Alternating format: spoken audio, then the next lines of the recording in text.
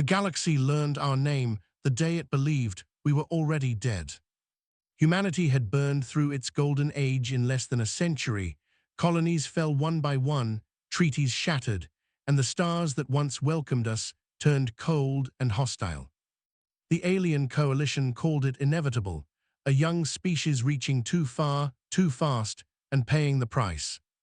By the time their fleets arrived at Sol, Earth was quiet, not surrendered, just silent. Cities slept beneath scarred skies, oceans hid wreckage older than myths, and humanity's armadas were reduced to drifting ghosts. Only one warship remained, forgotten by enemy scans and written off as debris. It was called the Last Light, a vessel older than most of the admirals hunting it, built back when humans still believed wars could be won cleanly. The ship drifted beyond Pluto's shadow, cold, dark, and patient. Inside, a skeleton crew lived between heartbeats of power, men and women who had watched everyone they loved fade into casualty lists and memorial walls. They did not wait for victory, they waited for meaning.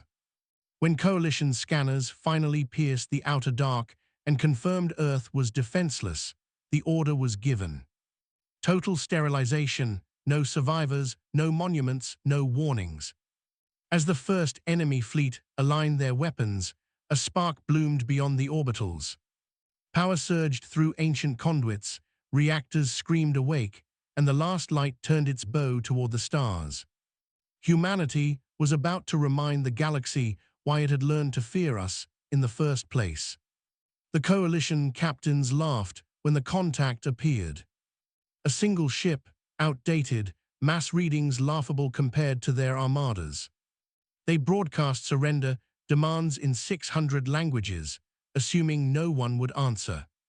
They were wrong. The Last Light replied on an open channel, not with threats or pleas, but with music. An old human recording, rough voices singing about home, loss, and standing your ground when the night comes. Confusion rippled through the enemy lines, long enough for the ship to strike. Its first weapon was not a gun, but gravity.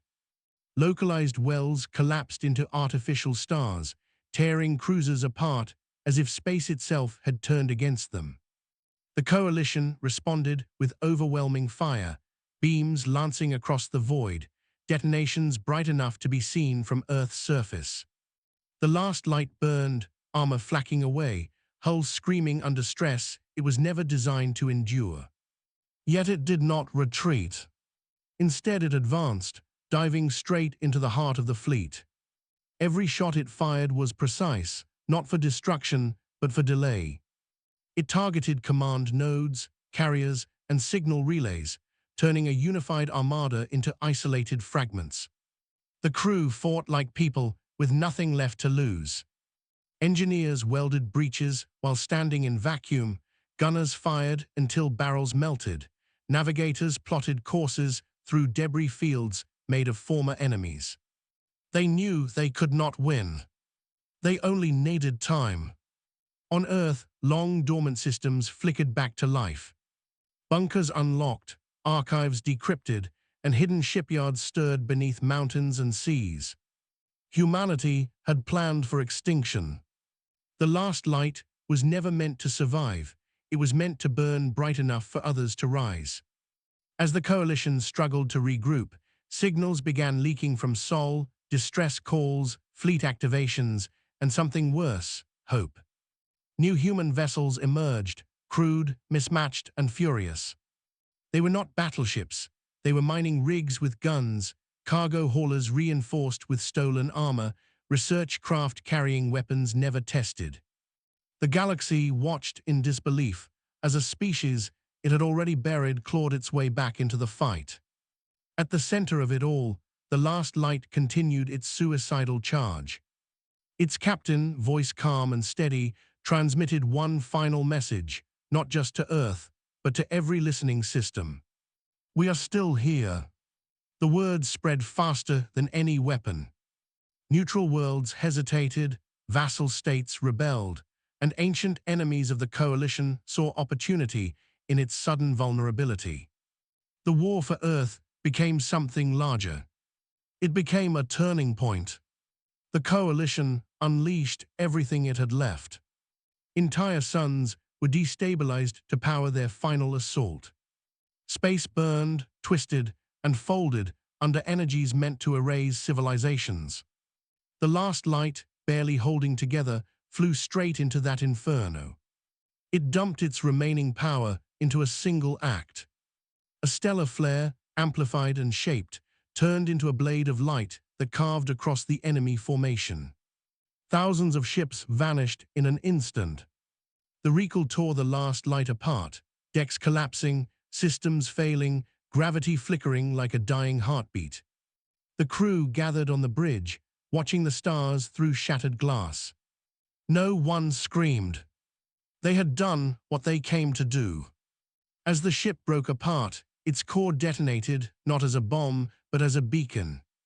A signal encoded with every human language, history, and mistake, broadcast across the galaxy. We were born here, we suffered here, and we will not go quietly. The day humanity's last warship lit up the stars became a holiday on Earth. Not a celebration of victory, but of defiance. Children learned the names of the crew before they learned the names of kings or presidents.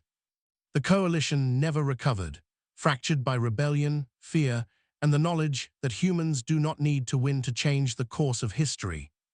As for the last light, fragments of it still drift through space. Pilots swear their sensors glitch near the debris, instruments lighting up as if something is still watching.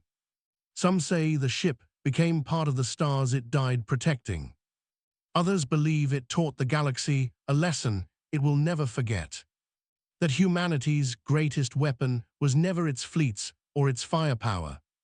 It was the willingness to stand alone, light a match in the dark, and dare the universe to blink first.